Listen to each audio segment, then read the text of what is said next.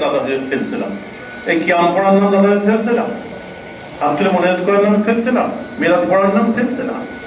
বিশ্বাসের না কথা, সারা বিশ্বে যত সিলসিলা আছে, যেখানে সেজরায়ে তাইয়্যিবা আছে, দেখেন তরিকার যত বিশ্বে যত সিলসিলা এসেছে সব তরিকা নিয়ে এসেছে। মাসলাক নিয়ে কোনোদিন সিলসিলা হয় না, তরিকা এবং মাসলাক নিয়ে দাদা হয়েছে সিলসিলা। বলুন সুবহানাল্লাহ।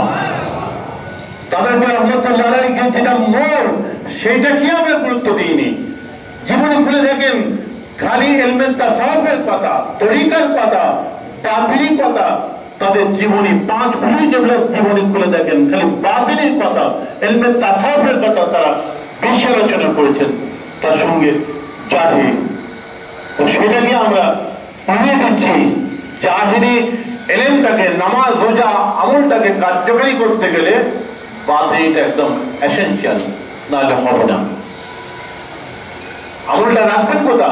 যে পাত্র যে ঠিক না থাকে, পাত্র যে ছিদ্র থাকে, সব পানি ঢাললে নিচে দিয়ে বেরিয়ে চলে যাবে।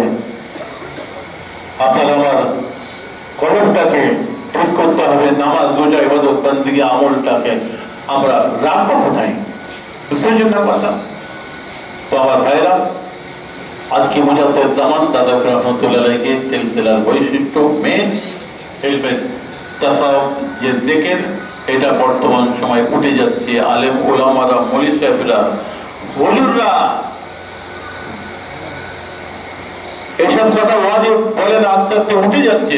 খুব সীমিত কিছু হুজুর, কিছু আলেম, কিছু পীরজাদা, কিছু মৌলানা সাহেব ছাড়া আর কেউ বলে না, উঠে যাচ্ছে। খালি গানের সুরে সুরে গজল হচ্ছে, জলসায় উঠে খালি হাসাচ্ছে।